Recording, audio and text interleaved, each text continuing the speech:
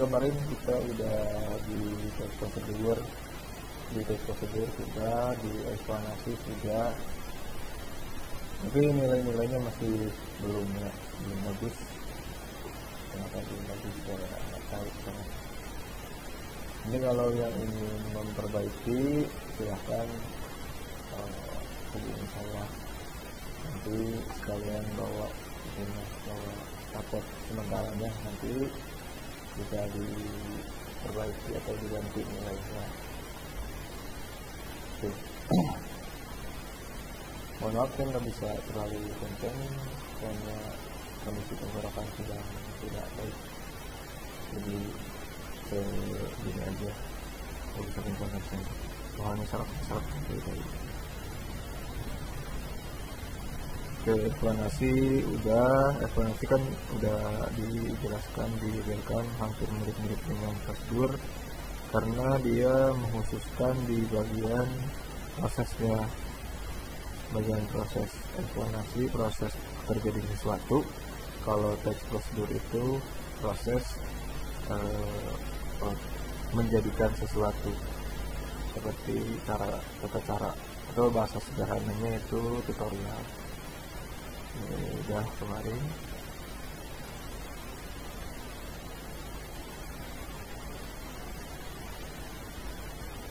Jadi kita sekarang mau masuk ke materi tentang ceramah. Nah, perlu digarisbawahi ya, untuk ceramah itu bukan untuk ceramah sifatnya keagamaan, tapi di sini kita sifatnya umum saja. Jadi ada ceramah yang memang bentuknya umum, ada ceramah yang memang bentuknya khusus. Dan biasanya kalau misalkan kita dengar tentang ceramah, itu pasti disangkut pautkan dengan apa yang dimaksud keagamaan, misalkan tausiah kayak gitu kan ya, biasanya kalau di muslim yang tausiah, atau mungkin di agama lain juga ada tentang ceramah. Jadi di sini kita generalisasikan saja, kita pukul rata tentang ceramah ini, tentang ceramah umum saja.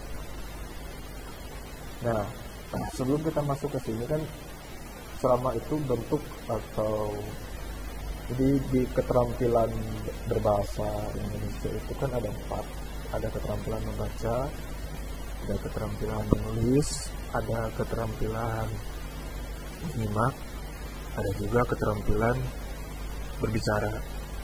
Nah, untuk ceramah tersendiri itu ada di kategori keterampilan berbicara, ataupun bahasa kerennya public speaking.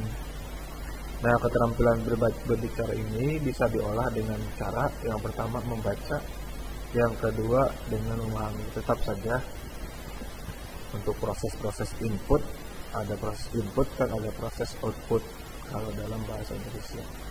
Nah, dalam keterampilan tersebut ada proses input, ada proses output juga. Proses input ataupun pemahaman materi itu dengan membaca dan menyimak. Kalau output atau karya atau hasil itu ada di menulis dan berbicara, public speaking atau writing.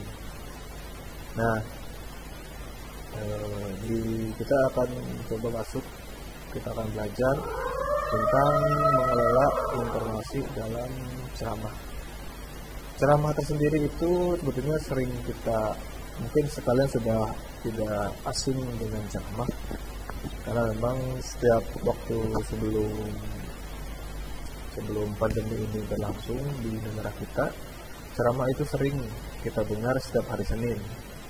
Setiap hari Senin kita sering mendengarkan ceramah dari pembina tentang bagaimana meningkatkan kedisiplinan, bagaimana meningkatkan tata tertib, bagaimana menjalankan tata tertib dengan baik. Itu sering ada. Adapun saat kita belajar itu guru-guru juga menggunakan teknik ceramah. Teknik ceramah itu sendiri untuk memberikan informasi kepada halayak umum, sehingga kita yang mendengarkan atau yang menyimak bisa mengerti apa yang dimaksudkan, dan kita juga akan sadar dengan apa yang diberikan oleh si pembicara tersebut. Nah, untuk public speaking itu ada 3 sebetulnya, ada pidato, ada ceramah, Dan yang selanjutnya ada monolog.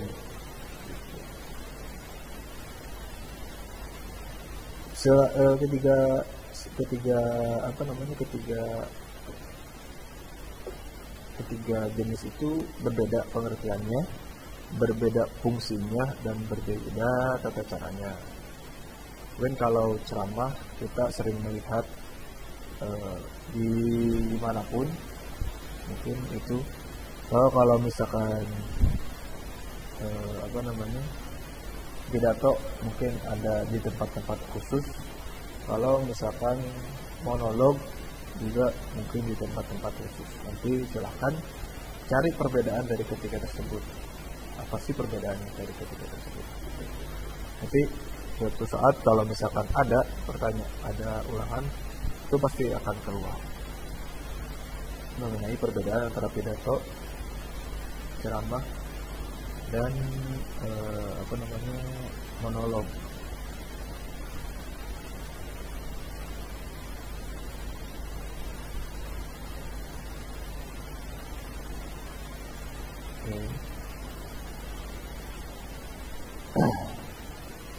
Kita lihat di sini di buku ada contohnya tentang ceramah.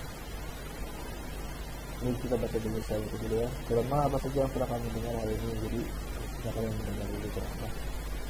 Jadi kita akan cek aja lah ceramahnya.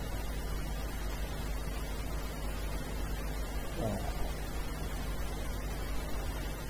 ceramah itu bisa terjadi atau bisa dilakukan yang pertama dengan cara kalau memiliki keinginan dan memiliki mental berbicara di depan umum. Biasanya kan kalau kita nggak memiliki mental bicara di depan umum, itu ada berbahasa dengan demam panggung. Berbahasa demam panggung itu kan baru pertama kali ditampil di acara yang cukup besar, dan tiba-tiba kita grogi dan segala macam, terus kita nggak bisa berbicara dengan baik pada saat ceramah. Jika tampil di depan ini, salah satu kegiatan berbicara yang bisa dilakukan adalah ceramah. Dengan ceramah kita akan membagi pengetahuan dari apa yang kita kuasai. Jadi ceramah secara otomatis memberikan informasi dari apa yang pembicara itu ketahui, dari apa yang berbicara itu sudah analisis kepada orang lain sesuai dengan situasi, kondisi, dan standar pendidikan yang ada di daerah tersebut. Misalkan kalau pendidikannya rata dari SD sampai SMP atau SD sampai SMA, ya bahasa yang dikeluarkan juga harus sesuai. Jadi jangan sampai menggunakan bahasa-bahasa yang terlalu tinggi sehingga itu tidak bisa dipahami oleh pendengar. Nah, ini ada salah satu contoh yang bisa kalian baca contohnya. Yang dibaca sendiri.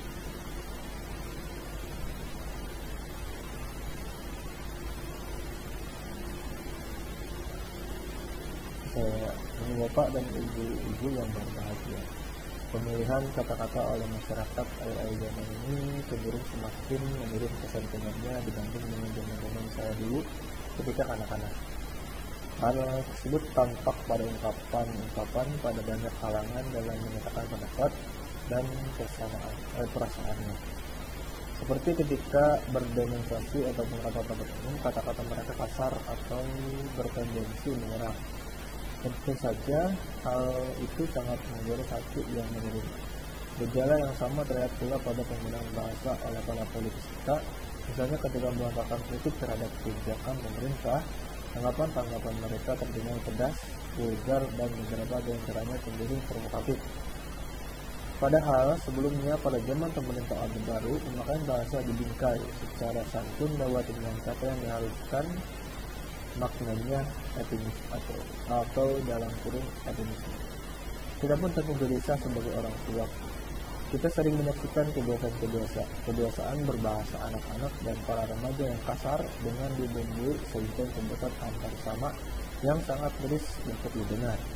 Fenomena tersebut menunjukkan adanya penurunan standar moral, agama, dan tata nilai yang berlaku dalam masyarakat itu. Ketidaksantunan berkaitan pula dengan rendahnya penghayatan masyarakat terhadap budayanya, sebab kesantunan berbahasa itu tidak hanya berkaitan dengan ketetapan dalam pemikiran kata ataupun kalimat. Kesantunan berkaitan pula dengan adat pergaulan yang berlaku dalam masyarakat itu. Penyebab utama adalah perkembangan masyarakat yang sudah tidak menghiraukan perubahan nilai-nilai kesantunan dan tata krama, tidak dihiraukan pada dan tata krama dalam suatu masyarakat. Misalnya kesantunan atau tata krama berlaku pada zaman kerajaan yang berbeda dengan yang berlangsung pada masa kemerdekaan dan masa kini. Kesantunan juga berkaitan dengan tempat. Nilai-nilai kesantunan di kantor berbeda juga dengan di pasar dan terminal dan juga rumah. Pergaulan global dan pertukaran informasi juga membawa pengaruh pada pergeseran budaya. Khususnya berkaitan dengan nilai-nilai kesantunan itu, fenomena demikian menyebabkan para remaja dan anggota masyarakatnya gamang dalam berbahasa. Pada akhirnya, mereka memiliki kaidah bahasa yang mereka anggap bergengsi tanpa mengindahkan kaidah bahasa yang sesungguhnya. Sejalan dengan perubahan waktu dan tantangan global, banyak hambatan dalam upaya pembelajaran tata krama bahasa. Misalnya, tayangan televisi yang bertolak belakang dengan prinsip tata kehidupan dan tata krama orang timur. Sementara itu, sekolah juga kurang memperhatikan kesantunan berbahasa dan lebih mengutamakan kualitas otak siswa dalam penguasaan iptek. Selain itu, kesantunan berbahasa sering pula diabaikan dalam lingkungan keluarga. Padahal, belajar bahasa sebaiknya dilaksanakan setiap hari agar anak dapat menghayati betul bahasa yang digunakan. Anak belajar tata santun berbahasa mulai di lingkungan keluarga. Nilai-nilai kesantunan berbahasa dalam beragama juga merupakan salah satu kewajiban manusia yang bentuknya berupa perkataan yang lembut dan tidak menyakiti orang lain. Kesantunan dipadankan dengan konsep kaulan karima yang berarti ucapan yang lemah lembut, penuh dengan pemuliaan, penghargaan, pengagungan, dan penghormatan kepada orang lain. Berbahasa santun juga sama maknanya dengan wala ma'rufa yang berarti kata-kata yang sesuai dengan nilai-nilai yang diterima dalam masyarakat penutur. Oleh karena itu, pendidikan etika berbahasa memiliki peranan yang sangat penting. Pemerolehan pendidikan kesantunan berbahasa dengan kesantunan dapat tercipta harmonisasi pergaulan dengan lingkungan sekitar. Penanaman kesantunan berbahasa juga sangat berpengaruh positif terhadap kematangan emosi seseorang. Semakin intens kesantunan berbahasa itu dapat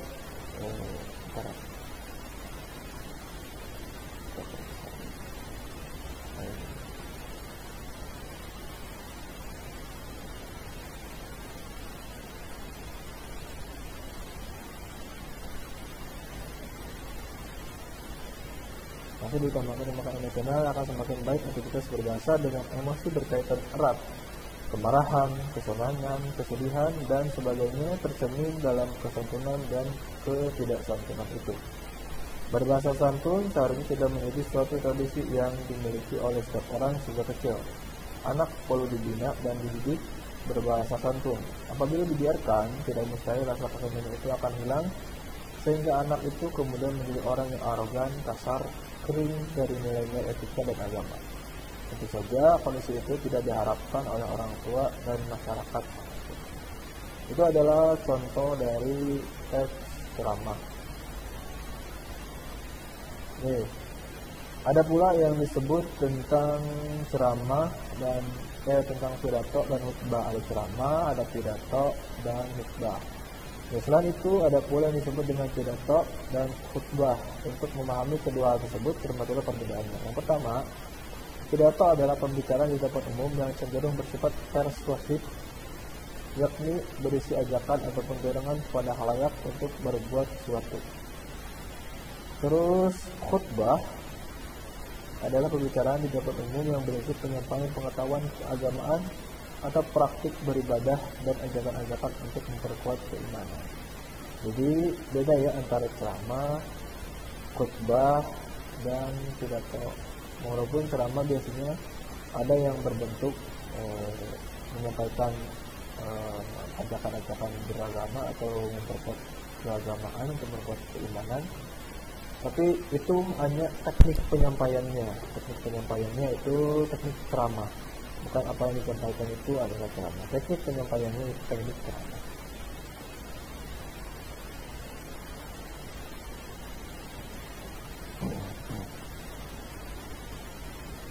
Nah ini itu bentuk pidato dari Soekarno. Ini bentuk pidato. Soekarno pada masa itu pada 10 November 1945 setelah merayakan kemerdekaan.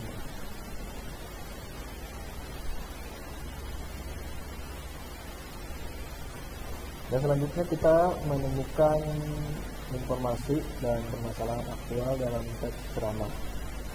Jadi informasi disebut pula dengan penerangan informasi bersifat publisitas, ditujukan kepada umum. Jadi untuk informasi yang akan disampaikan pada ceramah itu bersifat umum. Informasi dalam media massa umumnya berbentuk aktual, baru berarti ya, bersifat baru. Demikian pula yang disampaikan melalui ceramah yang bisa dikaitkan dengan isu-isu terhangat atau isu-isu terbaru. Ini jenis informasi dikategorikan sebagai berikut. Yang pertama, informasi berdasarkan fungsi, yaitu informasi yang bergantung pada materi kegunaan informasi.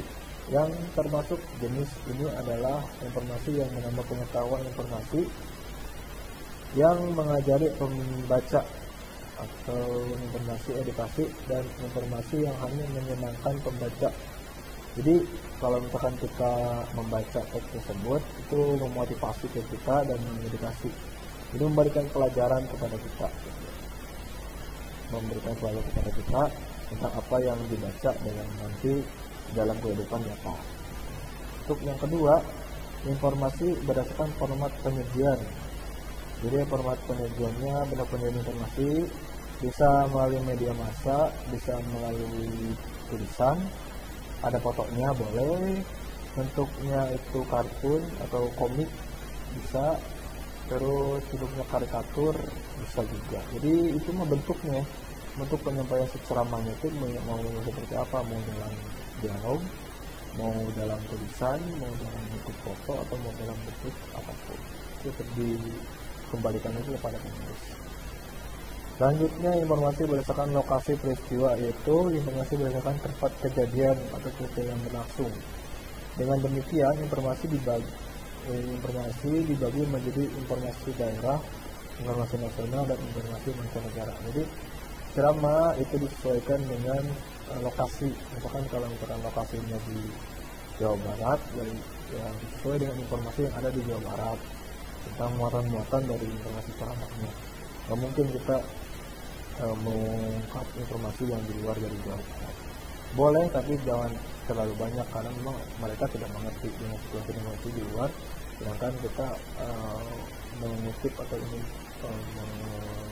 merangkum informasi yang ada di Jawa Barat kepada yang ataupun di perkampungan bisa, di daerah-daerah bisa, itu sesuai dengan ada di kampung tersebut. Jadi sebelum ceramah kita harus menggali informasi tersebut. Yang selanjutnya terakhir itu informasi berdasarkan bidang kehidupan, yaitu berdasarkan bidang kehidupan yang ada. Bidang yang biasanya dibedakan itu misalkan pendidikan, kayak tadi ya, seperti saya, kalau pendidikannya tidak terlalu tinggi ya bisa misalkan bahasanya, atau ilmu dan teknologinya disesuaikan juga. Jadi bahasa dan ini supaya benar dipahami. Yang kelima, informasi berdasarkan kepentingan, dan itu ada 4. Yang pertama menyangkut keselamatan dan keamanan untuk pembaca. Yang selanjutnya menyangkut perubahan dan pengaruh berpengaruh pada kehidupan membaca. Dan ini informasi tentang cara atau kiat baru dalam praktik bagi membaca. Informasi tentang peluang bagi pembaca untuk memperoleh sesuatu. Nah, itulah informasi berdasarkan kepentingan. Jadi sesuai kepentingan. Nah, kita itu akan mencari sesuatu materi atau sesuatu ilmu sesuai dengan apa yang kita butuhkan kan. Jadi informasinya juga dan apa yang kita cari dan apa yang kita cari itu sesuai dengan apa yang kita butuhkan. Dan itu yang ada di dalam teks ceramah.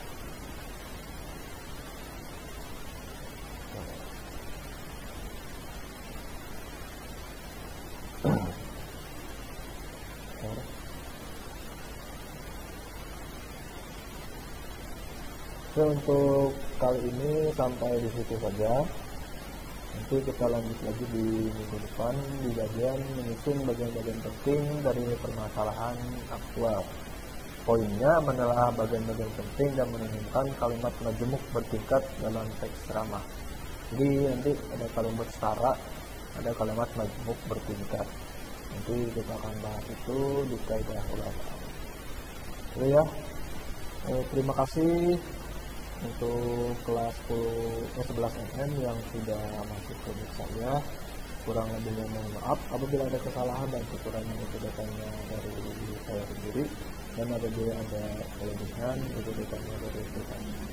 Terima kasih. Apabila ada yang ingin ditanyakan silahkan ditanyakan.